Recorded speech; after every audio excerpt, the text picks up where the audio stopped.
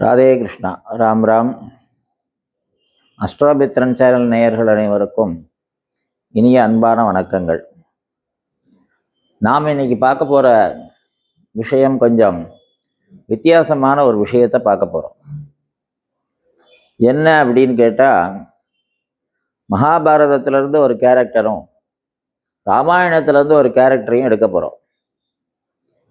அதுக்கு என்ன பேர் அப்படின்னு கேட்டா, ஜராசந்த யோகம், வாலி யோகம் அப்படின்னு 2 யோகம். அது என்ன வாலி யோகம், ஜராசந்த யோகம் அப்படின்னா, வாலி ஒரு வரம் வாங்கியிருந்தார். என்ன வரம் அப்படின்னு கேட்டா, தன்கிட்ட யார் போர் அப்படின்னு வந்து நிற்கிறாங்களோ, எனக்கு எதிரியாக யார் வந்து நிற்கிறாங்களோ, அவங்களுடைய பலத்துல சரிசமமான பலம் எனக்கு, அவங்க பலத்தினுடைய பாதி பலம் எனக்கு வந்துடணும் அப்படின்னு சொல்லி வரம் கேட்டிருக்காரு. அதனால வாலியை யாராலையும் ஜெயிக்க முடியல, ராவணனாலையும் ஜெயிக்க முடியல. ஸோ வேற வழி இல்லாம தான் வந்து ராமவீரன் வந்து அவர் கண்ணில் தட்டுப்படாம மறைஞ்சிருந்து பானம் போட வேண்டிய கட்டாயம் வந்தது. ஸோ அந்த வாலிக்கு வந்து ஏற்பட்ட ஒரு மிகப்பெரிய வரப்பிரசாதம் என்ன அப்படின்னு கேட்டா, எதிரியின் பலத்துல பாதி பலம் அவனுக்கு வந்துடும். அப்போ அவனை ஜெயிக்கிறதுக்கு ஆள் கிடையாது. இதுதான் அவனுக்கு கிடைச்ச பலம். ஜராசந்தனுக்கு ஒரு பலம் என்ன மகாபாரதத்துல அப்படின்னா, அவனை வந்து துண்டு துண்டா கிழிச்சு போட்டா கூட, கை காலெல்லாம் துண்டு துண்டா வெட்டி போட்டா கூட திரும்ப அந்த உடம்பு ஒன்னா சேர்ந்துடும். அவனை யாராலையும் அழிக்க முடியாது. தலையை துண்டா வெட்டினா திருப்பி தலை ஒன்னா சேர்ந்துடும். 2ஆ கிழிச்சு போட்டா ஒன்னா சேர்ந்துருவான். அந்த உடம்பு ஒன்னா சேர்ந்துடும். அப்போ இது ஜராசந்த யோகம் என்று அழைக்கப்படுகிறது. அவன் அப்படி ஒரு வரம் வாங்கியிருந்தான். இப்போ இந்த யோகம் ஒரு ஜாதகத்துல ஒருத்தருக்கு எப்படி ஏற்படுறது அப்படிங்கிறத பத்தி தான் இன்னைக்கு சொல்ல போறோம். ஒருத்தருடைய ஜாதகத்துல 6ஆம் இடத்துல எந்த லக்னமா வேணாலும் இருக்கட்டும், 6ஆம் இடத்துல குருவும் ராகுவும் சேர்ந்து இருந்துட்டாங்க அப்படின்னா அவங்களுக்கு வாலி யோகம் அப்படிங்கிறது ஏற்படுறது. இந்த வாலி யோகம் அப்படிங்கிறது என்ன அப்படின்னா, 6ஆம் இடத்துல ராகு 3, 6, 11 என்று சொல்லக்கூடிய 3 இடங்கள்ல ராகு இருந்தது அப்படின்னு சொன்னா அவங்களுக்கு வந்து சுயமாவே ஒரு பலம் அதிகமா இருக்கும் அப்படிங்கிறது ஜாதகத்தினுடைய விளக்கம்.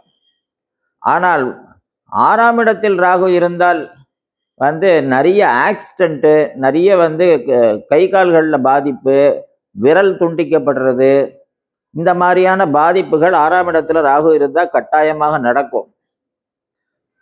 ஆனா அந்த ராகுவோட குரு சேர்ந்துட்டார் அப்படின்னு சொன்னா அது வந்து வாலி யோகமா மாறிடுறது. ஏன் அப்படின்னு கேட்டா, இந்த குருவானவர் வந்து தசைகளுக்கு அதிபதி. தசைகளுக்கு அதிபதியான குருவும் எலும்புக்கு அதிபதியான இந்த ராகுவும் 2 பேரும் சேர்ந்து 6ஆம் இடத்துல உட்கார்ந்தாச்சு அப்படின்னா என்ன பண்றாங்க அப்படின்னு கேட்டா, அசுர பலம்னு பேர் அதுக்கு. குருவும் ராகுவும் சேர்ந்தா மிகப்பெரிய அசுர பலம் அவங்களுக்கு கிடைக்கும். அதுவும் முக்கியமா 6ஆம் இடத்துல சேரும்போது, 6ஆம் இடம்ங்கிறது எதிரி, கடன், வியாதி, எதிரி என்று சொல்லக்கூடிய இடம் 6ஆம் இடம். அந்த இடத்துல போய் சேரும்போது அவங்களுக்கு வந்து அவங்களை எதிர்த்து ஜெயிக்கிறதுக்கு இந்த உலகத்துல ஆள் இல்லை அப்படின்னு அர்த்தமாயிருது. அது எப்ப வேலை செய்யும் அப்படின்னு கேட்டா, அந்த ராகு முன்னால இருக்காரா இல்ல குரு முன்னால இருக்காரா அப்படிங்கிறத பார்க்கணும். ஒரே ராசியில 2 கிரகமும் சேர்ந்து இருக்கு. இப்போ ராகு முந்தி இருந்தார் அப்படின்னா ராகுவோட பலத்தை வந்து குரு செய்ய மாட்டார். குரு முந்தி இருந்துட்டார் அப்படின்னா குருவோட பலத்தை ராகு செய்ய மாட்டார். ஆனா ராகுவுக்கு என்ன ஒரு யோகம் கேட்டா, எந்த ராசியில உட்கார்றாரோ, எந்த கிரகத்தோட சேர்றாரோ அந்த ராசி, அந்த கிரகத்தினுடைய ஆதிக்கம், அதனுடைய பலம் எல்லாத்தையும் ராகு உறிஞ்சி எடுத்துருவார். அப்ப ராகுவே குருவோட பலத்தையும் செய்வார், தன்னுடைய பலத்தையும் செய்வார். எந்த ராசியில இருக்காரோ அந்த ராசியோட பலத்தையும் செய்வார். அப்போ இந்த 6ஆம் இடத்துல இருக்கக்கூடிய குரு ராகு 2 பேரும் இந்த வாலி யோகம் என்று சொல்லக்கூடிய யோகத்தை கொடுக்குறாங்க. அவங்க வந்து யாராலையும் எதிர்க்க முடியாத ஒரு பலத்தை அடைகிறாங்க. அது வேலை செய்கிற காலம் குரு திசை அல்லது ராகு திசை. இந்த 2 திசையில ஏதோ ஒரு திசை வரும்போது அவங்களுக்கு அந்த பலம் கிடைக்குது. அந்த டயத்துல அந்த மாதிரி திசைகள் நடக்கும்போது அவங்க அவங்க துணிச்சலா வந்து வாழ்க்கையில சில முடிவுகள் எடுத்து வந்து வாழ்க்கையில முன்னேறி போறதுக்கு உண்டான வழிமுறைகளை தேர்ந்தெடுக்கலாம். அப்படி தேர்ந்தெடுக்கிற பட்சத்துல அவங்களுக்கு எதிர்ப்புகள் குறைஞ்சிரும். இது ரொம்ப முக்கியமான ஒரு விஷயம். இதே மாதிரி ஜராசந்த யோகம் அப்படின்னு நம்ம சொன்னோம். அது என்ன யோகம் அப்படின்னு கேட்டா, நவகிரகங்களுக்கும் அவங்கவங்களுக்கு ஒரு குழந்தைகள் இருக்கா. இப்ப சூரியனுக்கு காலன், சூரியனுடைய பிள்ளை காலன், சந்திரனுடைய பிள்ளை பரிவேடன், அதே மாதிரி செவ்வாயினுடைய பிள்ளை தூமன், புதனுடைய பிள்ளை அர்த்த பிரகரணன், குருவோட பிள்ளை யமகண்டகன், அதே மாதிரி சுக்கிரனுடைய பிள்ளை இந்திரதனுசு, சனியினுடைய பிள்ளை வந்து மாந்தி அல்லது குளிகன் என்று சொல்லலாம். அதே மாதிரி ராகுவோட பிள்ளை வெதிபாதன், கேதுவோட பிள்ளை சித்திரகேது. ஸோ தூமகேது அப்படின்னு ஒரு பேர் அதுக்கு. சித்திரகேது சொல்லலாம், தூமகேது என்று சொல்லலாம். இப்படி நவநாயகர்களுக்கும் அவங்கவங்களுக்குன்னு ஒரு பிள்ளை இருக்கு. உபகிரகங்கள் என்று பேர் அதுக்கு. இதுல இந்த பரிவேடன் என்று சொல்லக்கூடிய இந்த சந்திரனை சுற்றி ஒரு வளையம் விழும். அந்த அதுக்கு பரிதகா அப்படின்னா சுற்றி என்று அர்த்தம் சமஸ்கிருதத்துல.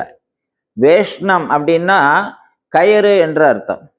அப்போ பரிவேஷனம் அப்படின்னு சொன்னா சுத்தி வர்றது. ஸோ அப்படி சந்திரனை சுற்றி ஒரு வளையம் ஏற்பட்டால் அந்த இடத்துக்கு பேர் பரிவேடன் அப்படின்னு பேர். அதாவது நிலவின் ஒளி வந்து நமக்கு ரிஃப்ளெக்ட் ஆகுது அந்த இடத்துல. ஸோ அந்த பரிவேடன் அப்படிங்கிறது சந்திரனுடைய பிள்ளை அப்படிங்கிறது முடிவாயிடுது. இந்த பரிவேடன் ஒருத்தருடைய ஜாதகத்துல 3, 6, 11 என்று சொல்லக்கூடிய 3 இடங்களில் இருந்தால் அவங்களுக்கு ஜராசந்த யோகம் அப்படிங்கிறது ஏற்படுறது. அந்த ஜராசந்த யோகம் அப்படின்னா என்னன்னு, அவங்களுக்கு ஆக்சிடென்ட்டே நடக்காது. சரி நடக்குதுப்பா, ஒருவேளை ஏதோ ஒரு பாதிப்பு ஏற்படுறது.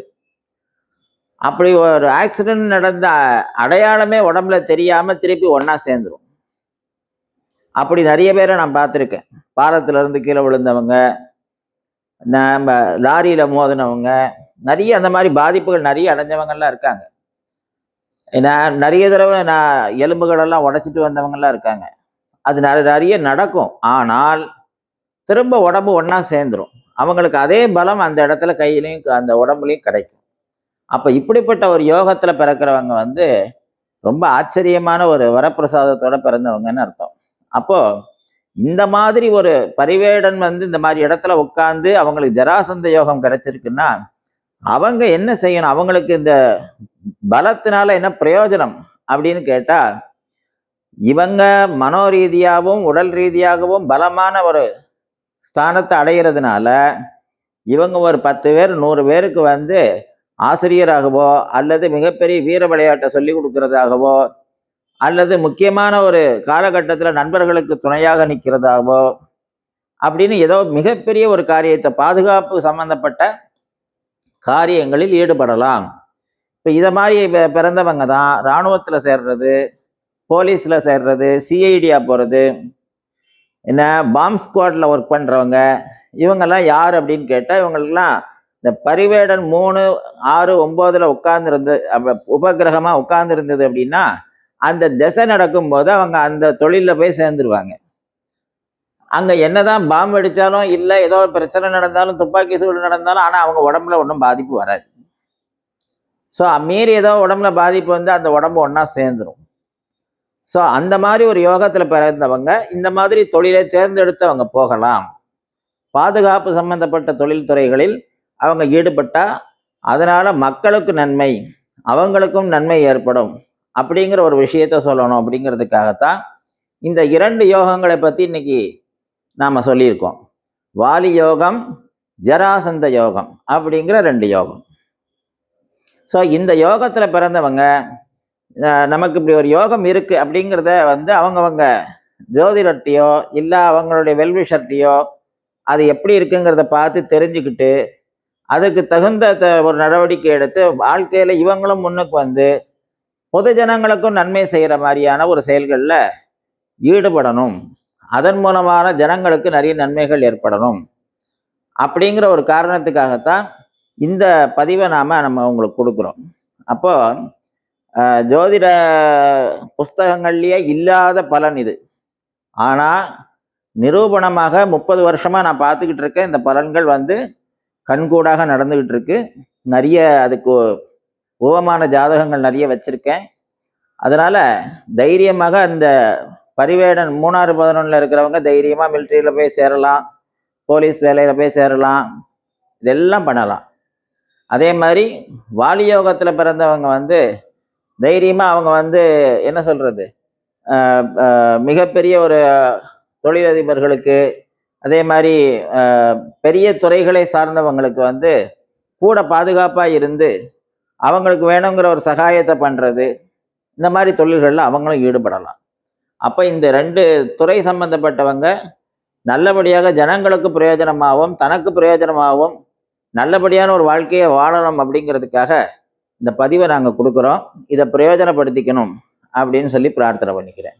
ராதே கிருஷ்ணா.